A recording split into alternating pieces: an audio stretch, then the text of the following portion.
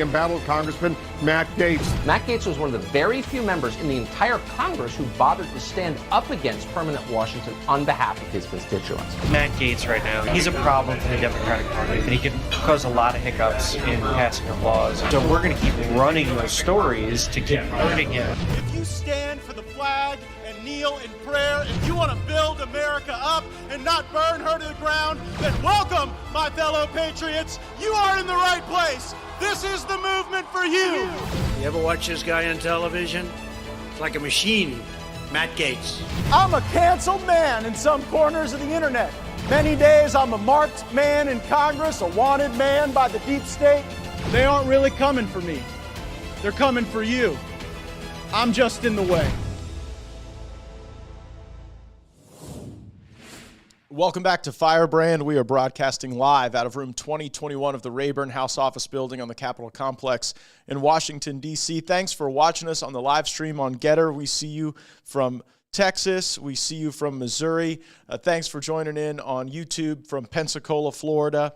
And it seems that all eyes have been on a Chinese surveillance balloon.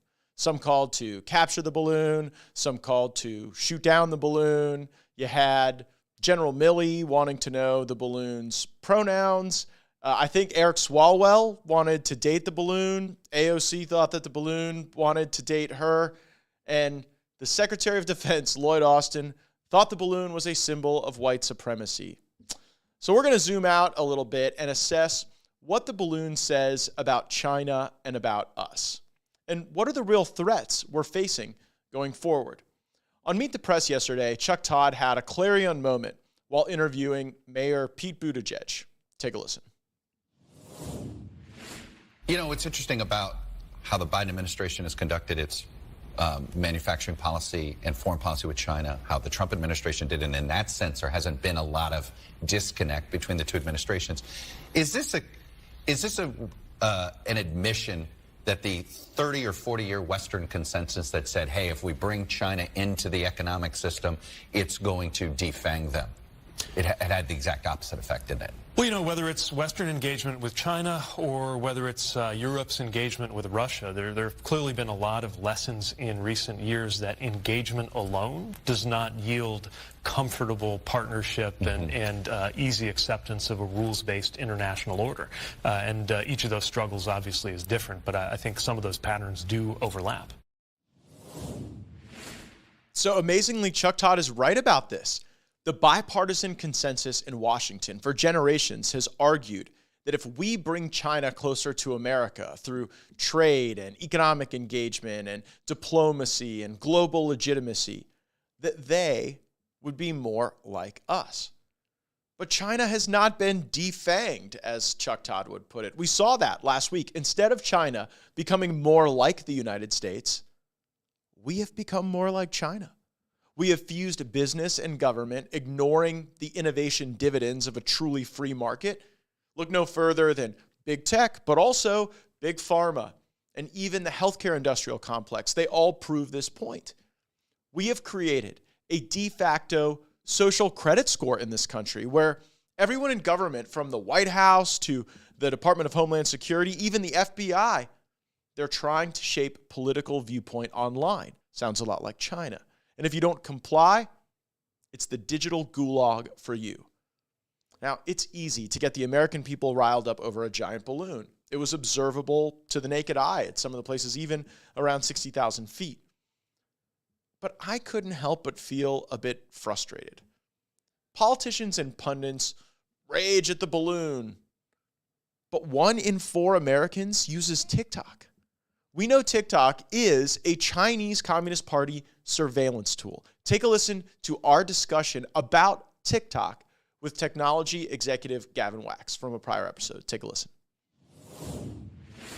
TikTok is the new big dog on campus, and it just so happens to be a company completely beholden to the Chinese Communist Party out of Beijing. And this obviously poses a major national security risk. I mean, TikTok is unique in how addictive it is and how personalized it is, how it caters to you based on, all the data that it collects from your interests to what you're searching, to how you're liking, to how long you're watching. I mean, the data that they are gathering from American citizens is massive. And in the wrong hands, like in the hands of the CCP, it could be used for extremely effective intelligence gathering and other types of intelligence operations. I mean, they can see what's pasted, what's saved in your clipboard. They can gather your biometric data. They could gather your location data, your facial recognition. I mean, all this data is now in the hands of the Chinese Communist Party out of Beijing, and they can potentially have that data on elected officials, their staff, military personnel, you name it.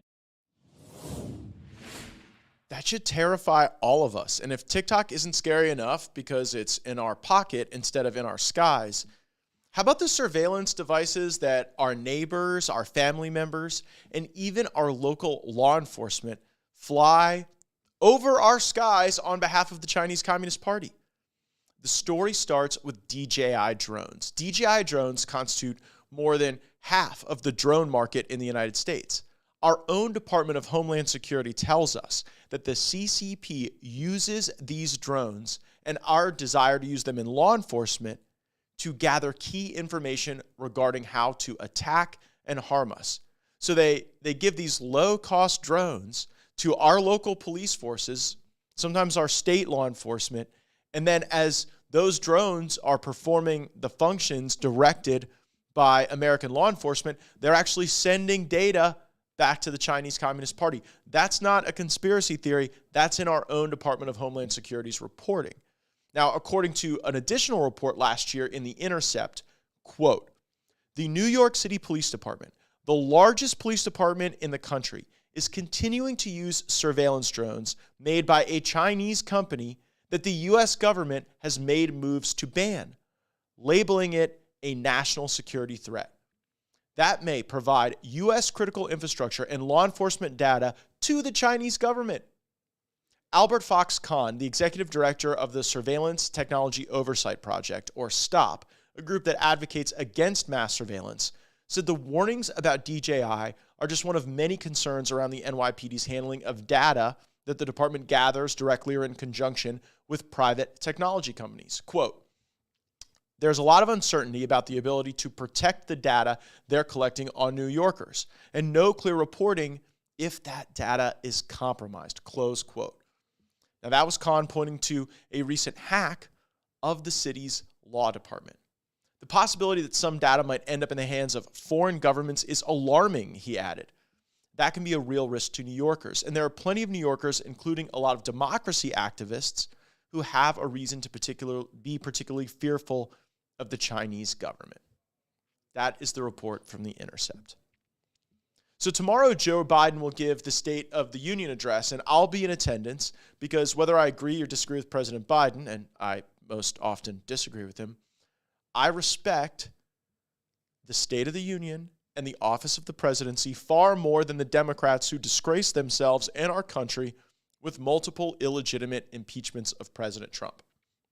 So let's start with what we are going to hear from Biden on the domestic front. He'll tout better than expected job numbers, but that misses the mark. Keep this in mind. When you keep the economy shut down unnecessarily over COVID, it creates pent-up demand in the job market. Everyone knows this. The swings weren't as rough in my beloved Florida because we opened up and got people back to work. We actually relied on people to get the economy moving again in their jobs rather than endless government checks. Now, Biden's message on jobs is basically the message you would get from a braggadocious firefighter who is a part-time arsonist. While more jobs are being filled, we aren't seeing wages rise to keep up with Biden inflation. In Trump's economy, wages rose, increasing purchasing power for regular Americans to live their biggest and most ambitious dreams. Now, we are a diminished country with a president in decline, and our economy should not have to join Joe Biden in that decline. The labor participation rate is far lower than during the Trump era. According to the latest jobs openings and labor turnover summary, there are now 2 job openings for every unemployed person. Labor participation is at 62.3%, Very, very interesting. Now, Biden will scold Congress on the debt limit. You should prepare for that. And it's especially going to be a scolding for those who hold my view. And here's my view. It's very simple. When you max out your credit card, it is a good time to reflect on your spending habits. This argument will sound something like that. The argument that Biden is going to make, I should say, is going to sound something like the argument that Larry Summers made. And now he appeared on Fareed Zakaria's CNN show yesterday. So take a listen. This is going to be the essence of the Biden argument. If you were advising President Biden, what would you tell him to do?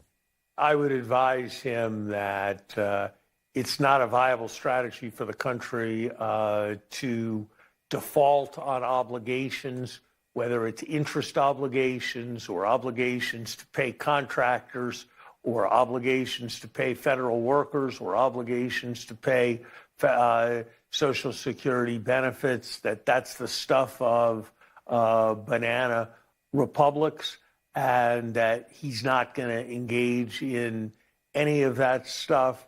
I advise him to basically insist that Congress do its job and approve the borrowing to finance the spending it has already both authorized and appropriated. I think he should be staying very strong. Will there be any cosmetic things affecting looking at future spending at some point?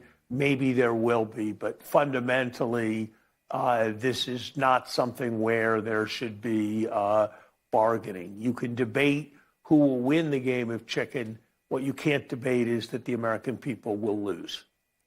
But you do have this problem where there's a bunch of people in the Republican Party who do seem like they're willing to blow the whole thing up. And it's a larger percentage than I think you dealt with during the Tea Party days when they also threatened to default. Are you worried that that there's, even if it's a 15%, 10% chance that these Republicans can hold up the process and we do have a real crisis? I am worried, but I'm more worried about the consequences of kowtowing to terrorists. Kowtowing to terrorists. Britt on YouTube says the State of the Union is going to be the highest rated sitcom. So I guess it would be funny if it weren't so disastrous, the policies that Joe Biden has pursued and the harm he's done to our country. And now we see they called us traitors when we said Trump wasn't a Russian agent. Turns out one of the FBI guys involved in the intelligence intake on that case became a Russian agent. We were labeled insurrectionists when we sought parliamentary objection on January 6th. They called us the Taliban 20 when we demanded the rules of the House be changed to stop omnibus legislating and allow open amendments and arguments with actual time to read the bills. And now, you heard it just there, former Obama-era economist Larry Summers now saying we are terrorists for even having the nerve to negotiate spending policy as America accrues $32 trillion in debt. Now, I know the left says that everything is terrorism now, but is it really terrorism to suggest that we have the same welfare to work negotiations that brought Newt Gingrich and Bill Clinton together on a spending deal? Should able-bodied, working-age people reasonably expect that you pay for their health care, even if they can work but choose not to? How about illegal aliens? Should illegal aliens get tax credits? They do. $47 billion worth. Is this unreasonable to question as we have a compounding debt crisis and a border crisis? Like, why would we give tax credits to illegal aliens? It's crazy to me. Is our only true defense against terrorism the U.S. taxpayer-funded gay pride parades that you're paying for today in Prague? Or how about the gender ideology activists that you all fund in Senegal? Do you want to pay for that? Maybe when we aren't meeting our own financial needs, we should reflect on the cost of exporting wokeness to other countries. Biden will boast about the weapons we've sent to Ukraine. If Biden would let the spy balloon into our country without attention, imagine how little attention is being paid to all the weapons we are sending out of the country. I shared my perspective on the Ukraine war on the floor of the House just moments ago. Take a listen. How much more for Ukraine? Is there any limit? Which billionth dollar really kicks in the door? Which red line we set will we not later cross? China reminds us that we have real issues. China began its offensive against our homeland, infiltrating our universities, stealing our innovations, buying off our politicians, surveilling our citizens, all the while capturing the loyalty of America's most powerful corporations. China's influence is overtaking ours, even in our own hemisphere. Our conflict with China may turn very hot very soon. Many believe we are currently in the window of a possible invasion of Taiwan. If not deterred, such an invasion would immediately make life worse for virtually every American. But tomorrow, President Biden will tell us how much more we must do for Ukraine. Look around your house. How much stuff is made in Ukraine, or even Russia, for that matter? Next to China, if you're watching this speech on a smartphone, you're likely using Taiwanese technology.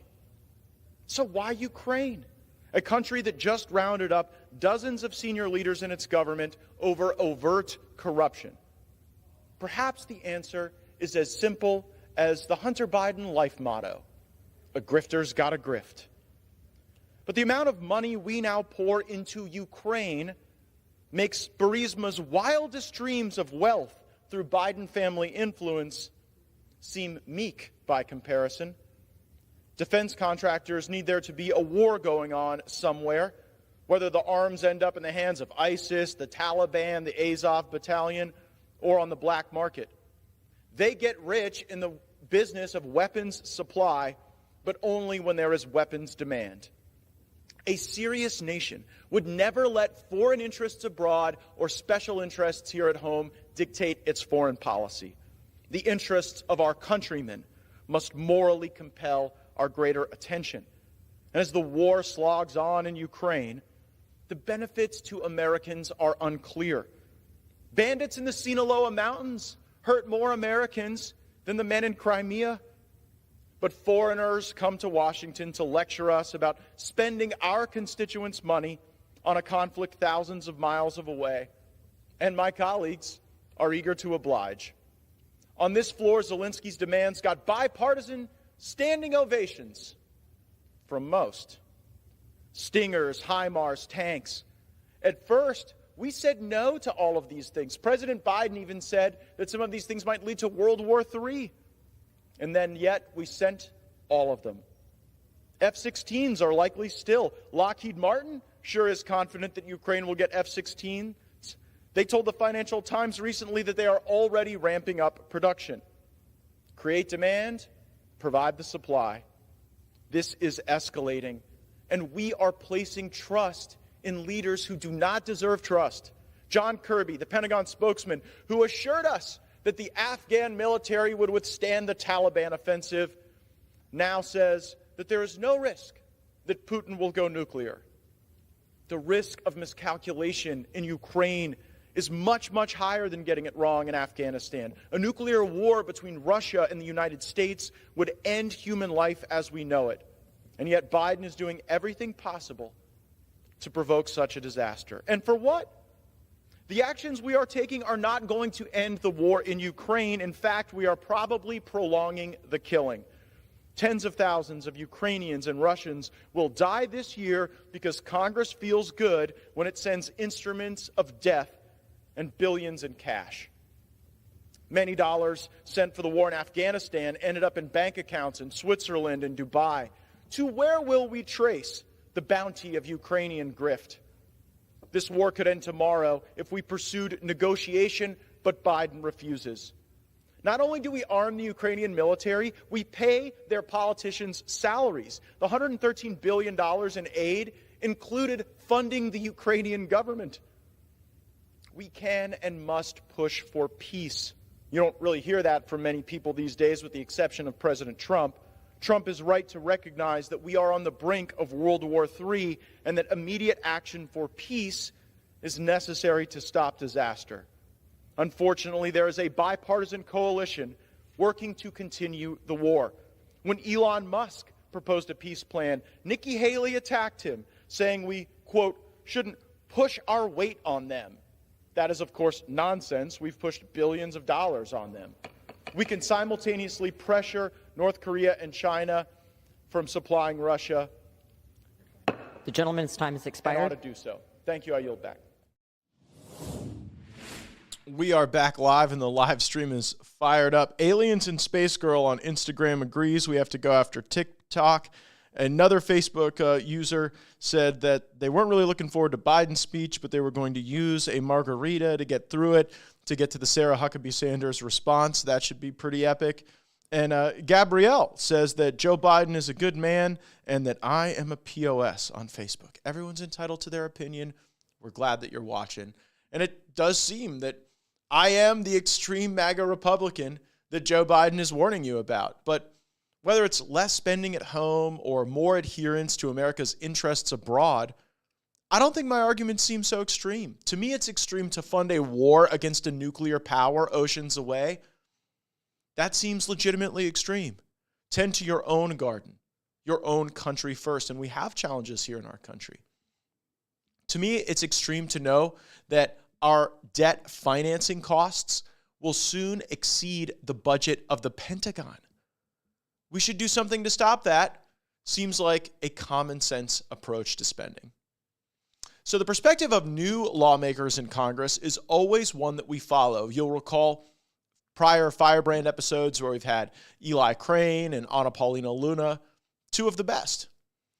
CBS's Face the Nation yesterday hosted freshman Democrat members of Congress Robert Garcia from California and Summer Lee from Pennsylvania. There were also Republicans that were there. Crime and immigration were discussed, and they were discussed, obviously, because these issues drove the shape of many of the midterm campaigns this last cycle. So I picked up on something in the Face the Nation discussion that really concerned me. It seems the Democrat strategy is to leave the rest of us unprotected, undefended, and afraid. So listen to newly elected Congressman Robert Garcia talk about the justification for people coming across our border being in a state of desperation. Take a listen. There's this myth that Democrats somehow aren't concerned about a secure border, or that we don't want an orderly process. But we also want to ensure that we want secure, everybody wants a secure border, but we also want to ensure that we're talking about the humanity of people. These are people that are coming to this country that are desperate, that are suffering. And so this idea that we can't give these people justice, we can't support and help them, I think is anti-American. Congressman Garcia speaks of desperate people as if it's some new phenomenon in illegal immigration, as if people used to come for a different reason. Throughout most of my life, the principal reason people have come illegally across the U.S.-Mexico border has been desperation. The problem is, if the U.S. taxpayer has to pay for all of them when they get here, we will be desperate too. And we'd prefer ambitious and comfortable to desperate and afraid. Who wouldn't? So the Democrat argument goes, desperate people should be allowed into the country because they are desperate. But that's not all. Desperate people should also be allowed to commit crimes against you, and we should think differently about crimes of desperation. We should think about them as less acute, less deserving of punishment. Listen to Democrat Congresswoman Summer Lee on that point. The vast majority of people in poor and working class neighborhoods are good people. And they are victims of crime that we don't say anything about. For instance, for instance, there is no police presence when they're a victim of wage theft. We're not seeing anybody fear-mongering. I passed legislation and I would like to see it happening here, because what we don't see when we're talking about crime, we're really talking about white-collar crime. We're really talking about ways in which we're going to hold corporate criminals accountable. We're really taking any strides in any level of government to do anything about that, but we continue to talk about the crimes of desperation, and particularly the crimes in marginalized communities. oh, they're marginalized and desperate. How about the victims of those crimes? If crimes of desperation are to be punished less, then maybe we shouldn't let more desperate people into the country. Just saying. Don't really think that argument makes a whole lot of sense.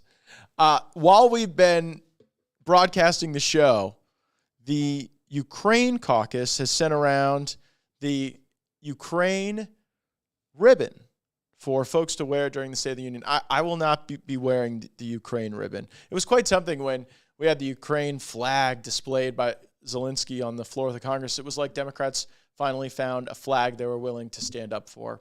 I stand for the American flag, for the American people. That's why we need sensible border policy. That's why we need a criminal justice system that holds people accountable. It's why we need fiscal responsibility, and it's why we need to end the U.S. contribution to this war in Ukraine. Thanks so much for joining us on Firebrand. Thank you for all of your thoughts and feedback on the live stream. Make sure if you're listening on one of your listening platforms that you give us that 5-star rating. It really helps our content reach more people. And subscribe with your notifications turned on. We go live at different times during the day, and you won't want to miss it. Thanks for joining us. Roll the credits.